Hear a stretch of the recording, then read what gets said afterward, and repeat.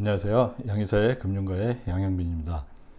오늘 다룰 내용은 일단 제목을 보면은 좀 무시무시하죠. 예, FX 스왑 베이시스, 그 다음에 또 크로스 컨츄리 베이시스 스왑. 뭐 굉장히 크로스 커런시요. 크로스 커런시 베이시스 스왑. 굉장히 어려운 용어들이 등장을 합니다. 그렇지만 이제 누군가가 댓글에서 달아주셨듯이 이제 뭐 경제학자들이 먹고 사는 게 이런 어려운 개념들을 자꾸 만들어내고 그것을 통해서 이렇게 개념어들을 통해서 이제 뭔가를 설명하려고 하고 그러면서 뭐 전문가의 지위를 부여받고 이제 그런 측면이 굉장히 강한데요. 이번 것도 뭐 그렇게 말은 어려워요. FX 스왑 베이시스, 크로스 커런시 베이시스 스왑 뭐 이렇게 말은 어려운데 실질적으로 파고들면은 그냥 더하기 빼기 곱하기 나누기 정도만 할 수 있으면은 누구나 이해할 수 있는 그런 기본적인 것들입니다. 근데 오늘 요거를 준비한 거는요. 이제 저의 영상을 쭉 한번 보신 분들은 아시겠지만 제가 이제 레포 시장을 굉장히 이제 중요하게 생각을 하고 그게 전체 이 금융시장에서 차지하는 비중이 굉장히 크고 또 그걸로부터 하나 둘씩 여러 가지 금리들에 대한 설명들을 했어요. 우리가 이제 아마 경제학 공부하신 분들은 알겠지만 보통 금리 하면은 자금에 대한 수요, 자금에 대한 공급, 수요와 공급 곡선이 만나는 요 지점에서 금리가 결정이 된다. 뭐 이렇게 많이 이제 들어보셨을 텐데요. 그런 전통적인 경제학 교과서에서 하는 설명은 금리가 단 하나밖에 존재하지 않아요. 그래서 이 복잡한 현실을 제대로 설명하기에는 굉장히 무리수가 많이 있습니다. 그렇지만 제가 한 것 쭉 보시면은 금리들이 굉장히 많이 나오죠. 페드만 보더라도 오버나잇 RRP 금리가 있고, 그 다음에 또 이 민간 시장에서 어떤 그 담보를 갖고 서로 거래하는 레포 시장에서 결정되는 레포 금리가 있고, 또 EFFR에서 Effective Federal Funds Rate라는 게 또 있고, 또 IOER에서 그 리저브, 그러니까 지급준비금에 대해서 지급하는 게 있고, 이렇게 아주 복잡합니다. 그 다음에 또 국채만 하더라도 1개월짜리도 있고, 뭐 2개월짜리도 있고, 2년, 뭐 5년, 10년, 7년, 뭐 이런 식으로 굉장히 다양한 금리들이 존재를 해요. 그러면 실제 현실에서 벌어지는 일은 이런 다양한 금리들이 서로 상호작용을 하면서 이 시장에 굉장히 큰 영향을 미치는데요. 이 내용은 제가 지난번에 누가 왜 마이너스 금리인 일본 국채를 매입하는가 그런 영상이 있었죠. 그 영상을 한번 좀 참조를 하시면은 좀 더 쉬워질 것 같아요. 근데 여기서는 이제 거기에서 그거를 기반으로 해서 그거를 또 한 단계 더 넘어가는 크로스 커런시 베이시스 스왑, 뭐 어마어마하게 뭐 이 압도감을 주는 그런 용어인데요. 이런 것에 대해서 한번 쭉 살펴보면은 우리가 지금 이제 벌어지고 있는 일들, 또 5월부터 연준 의장인 파월이 얘기했던 것 중에 하나가 QT를 할 수 있다 이런 걸 내비쳤었잖아요. 그러면 그 QT라는 것하고 또 이 금리, 이게 또 어떤 영향을 미치는가. 그 다음에 또 최근에 굉장한 이 핫 이슈죠. 이 수익률 곡선 역전 또는 수익률 곡선 평탄화 또는 역전, 이런 거에 대한 것도 우리가 하나 이제 자기만의 고유한 어떤 관점, 뷰를 가질 수 있지 않나 해서 이번 영상을 준비해 봤습니다. 자, 최근에 연준이 금리를 인상하니까 우리나라도 금리를 인상해야 된다는 그런 이 주장들이 많이 나오고 있죠. 근데 그 주장의 대표 뭐라 해야 되나요?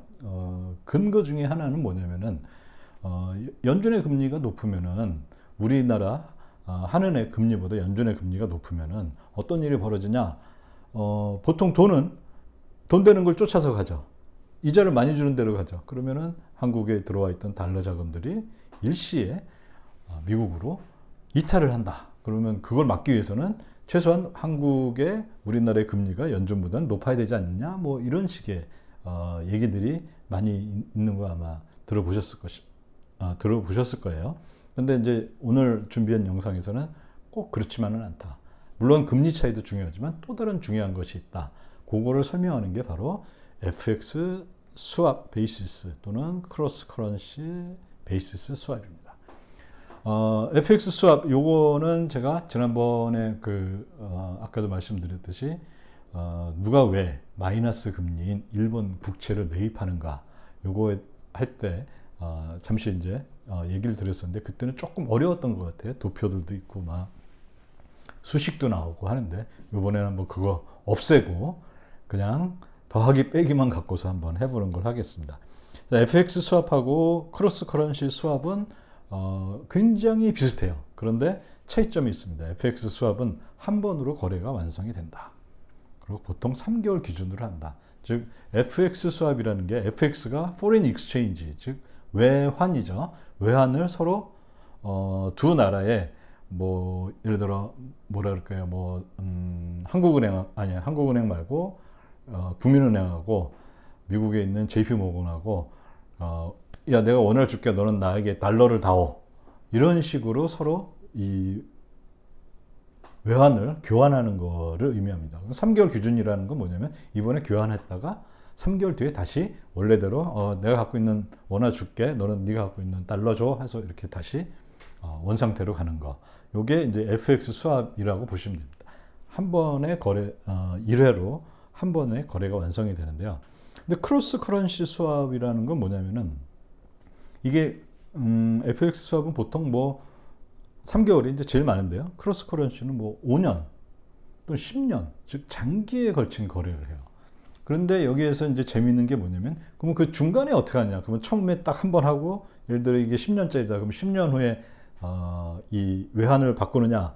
그것도 있지만 중간에 3개월마다 계속 FX 스왑을 통해서 요 B에 있는 FX 스왑을 3개월마다 계속 롤오버를 해주는 거예요.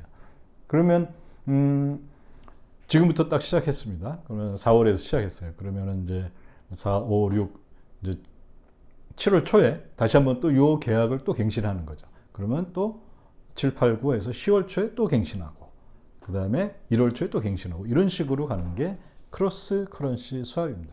그런데 이때 중요한 거는 뭐냐면은 FX 스왑을 3개월마다 해요. 이렇게 처음 여기 뭐 4월 초면은 그 다음에 7월 초에 하고 7, 8, 9 하니까 10월 초 이렇게 하는데 이때 계약을 FX 스왑 즉 외환 바꾸는 거죠. 외환 교환 이 계약을 요때 한번 한다 그러면 이때는 미래죠. 현재로 봐서는 미래예요. 그럼 그 당시 상황이 어떻게 될지는 아무도 모르죠. 그러면 그 당시 상황에 따라서 FX 스왑을 하는 게 지금은 뭐 예를 들어 비용이 1%다. 그런데 7월에 가서는 오히려 비용이 마이너스 1% 더 좋아질 수도 있고 아니면 더 나빠질 수도 있겠죠. 아니면 뭐 2%가 될 수도 있고 이거는 모를 일입니다. 그래서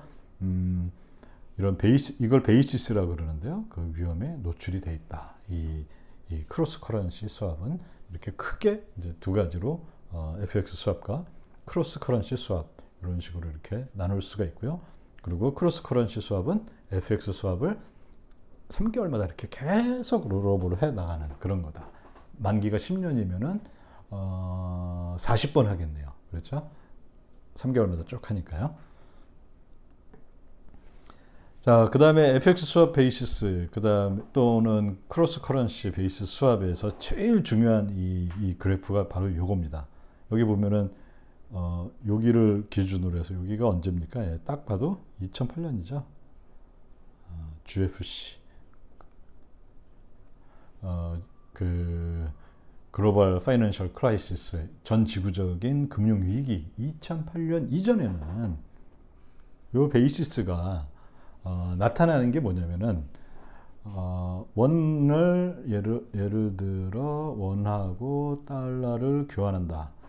근데 그 이전에는 사실 달러라고 해서 돈을 더 많이 주고 이자를 더 많이 주고 빌리고 이런 게 성립하지 않았어요. 그때는 뭐 그 이유는 이제 나중에 말씀드릴 텐데요.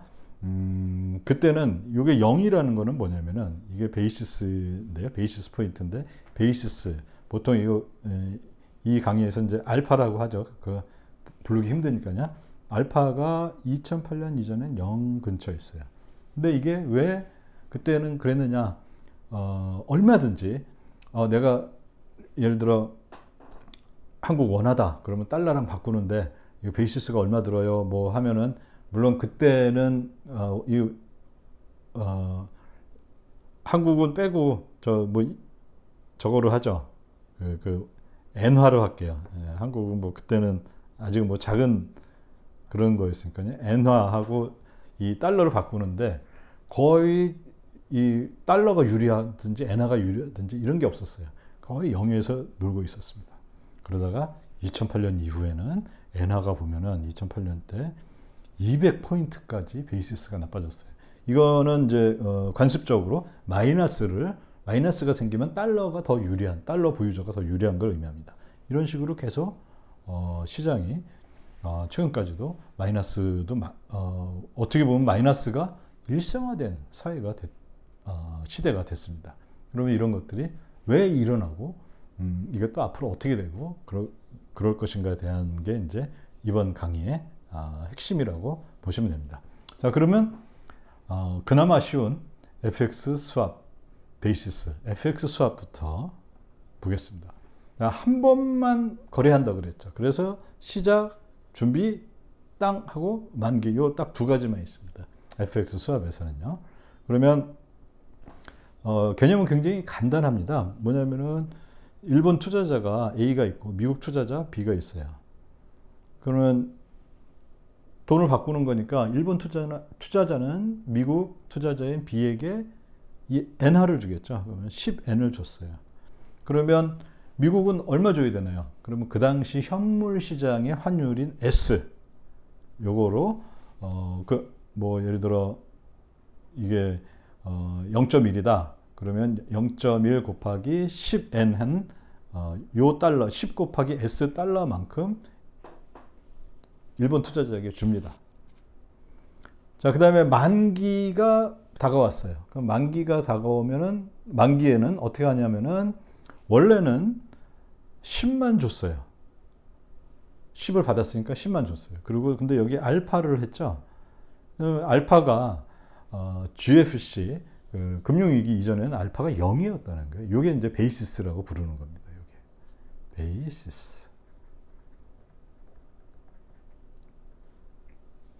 그 다음에 A는 B에게 10 곱하기 F인데 F는 여기서 뭐냐면 이게 선도 환율입니다. 그러면 이제 이 선도 환율은 지난번 누가 왜 마이너스 금리인 일본 국채를 사는가에 있어서 보면 이 F라는 그 선도 환율은 뭐냐면은 서로 그 누구도 손실이나 수익이 생기지 않게 만드는 적정 환율인 거예요. 그걸로 이렇게 교환을 했는데 요게 현재는 2008년 이후에는 아주 뭐라 해야 되나요? 거의 지속적인 아주 특별한 경우 빼고는 지속적인 마이너스를 갖고 있습니다. 이 얘기는 뭐냐면은 B가 A한테 줄 때 10 더하기 알파인데 알파가 음수잖아요. 그러면 뭐냐면 조금만 주는 거죠. 원래 10N을 줘야 되는데 한 9N쯤 주는 거예요. 예를 들자면은. 그렇다면 이 얘기는 뭡니까? 알파가 0보다 작다는 것은 미국 투자자한테 유리하다라는 거죠. 여기서 파란색 화살표는 엔화의 흐름이고요. 빨간색 화살표는 달러의 흐름입니다. 이게 가장 단순한 FX 스왑에 대한 얘기고요. 이거를 통해서 현재 상황에서는 구체적으로 어떤 식으로 거래가 일어나고 있는가 그걸 한번 살펴보도록 하겠습니다. 이걸 하기 전에 몇 가지 기본적으로 우리가 알아야 될 상황들이 있는데요. 3M 이렇게 했죠. 3M 이거는 뭐냐면은 3개월이라는 걸 말합니다. 3months. 그 다음에 라이보 이렇게 있어요. 그럼 우리 라이보 하면은 뭐 리보라고도 하고요. 리보 하면은 달러 리보만 생각하는데요. 리보는 이제 런던 인터뱅크 오퍼드 레이트잖아요. 이게 뭐냐면은 런던에 있는 큰 은행들끼리 내가 달러 3개월 빌리려면은 이자 얼마 내야 돼 하는 그런 개념입니다. 근데 런던에 있는 은행들은 달러만 거래하는 게 아니죠. 또 뭐도 있나요? 엔화도 거래할 거고요. 파운드화도 거래할 거고요. 또 뭐 캐나다 달러도 거래할 거고, 그거는 그때그때 다른 거죠. 그러면 리버 금리는 각 중요한 통화에 대해서 다 상정이 되어 있습니다. 그래서 달러 3개월짜리 리버 금리, 저는 그걸 US 리버 이렇게 자주 쓰니까요. US 리버 이렇게 부르려고 합니다.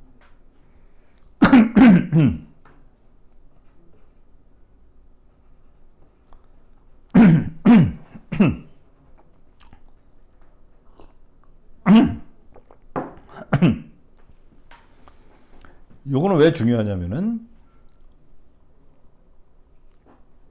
FX 수합을 하니까요. 일본 투자자는 달러를 받죠. 그럼 달러를 받는다는 거예요. 이거 뭐냐면 달러를 빌린다는 개념이에요. 대출을 받는다. 또는 달러를 조달한다. 그거에 대해서 내는 금리가 있겠죠. 그 다음에 엔화 3개월짜리 리버 금리. 이거는 일본이니까 JP하고 리버 L 이렇게 불렀습니다. 이거는 또 뭐냐면 3개월간 엔화 조달. 왜냐하면 서로 외환을 수합한다는 건 뭐냐면 서로 외환을 상대방한테 빌려준다는 거예요. 그러면 이건 미국 투자자 입장에서는 비용이죠. 미국 투자자가 지불해야 될 거고. 자, 그 다음에 이런 거래를 왜 합니까? 왜 일본 투자자는 달러를 받아오고 미국 투자자는 왜 엔화를 받아오는 거예요?